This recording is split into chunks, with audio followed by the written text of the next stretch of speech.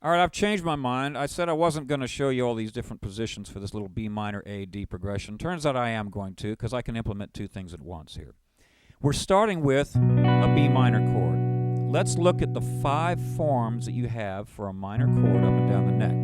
Now that one, most people know and you recognize it comes from your E minor form. The next form up the neck would come from what we would call a D minor folk chord. You know a little D minor like that? It has the root on the 4th string. Refinger it with your 2nd, 3rd, and 4th fingers. Your 1st finger's on the 4th string.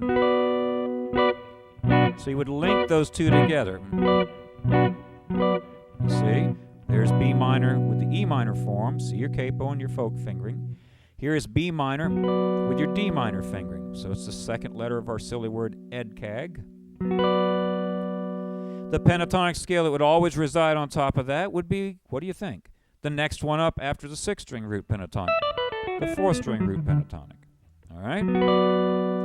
The next minor chord form really tells you whether or not you came from the gene pool to be a guitar player. It's not bad up in the upper positions, but down low, it can be a bit of a challenge, especially just keeping your intonation together. Now, I have decided to call this a C minor form. Here is why. You have a C chord like this. That's root 3rd, 5th, root 3rd. A minor chord has a flatted 3rd. We are going to flat the 3rd. We can only play those middle 4 strings, but that's the chord form we'll be dealing with.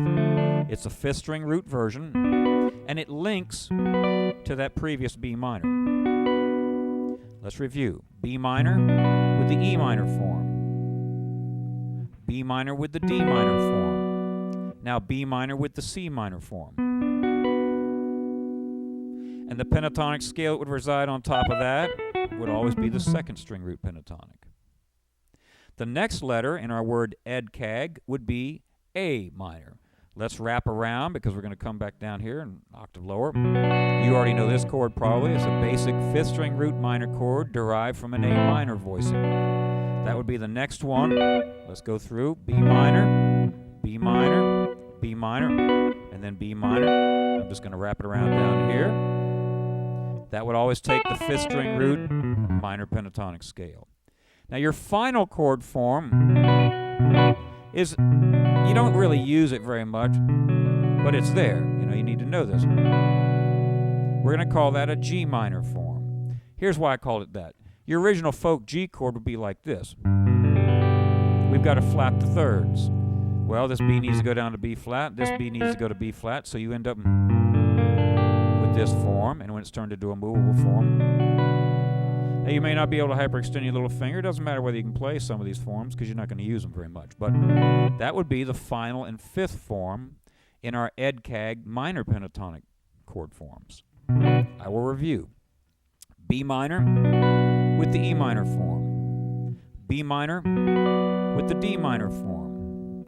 B minor with the C minor form. B minor with the A minor form, and B minor with your G minor form. And then you have the 5 pentatonics. I'm not going to play them. I've already shown you those. In the next segment, I'm going to go back over this progression, and I'll show you how you could just see it quickly in 5 different areas, and all you have to do is insert the appropriate pentatonic scale for that A progression, or the A punctuation, rather.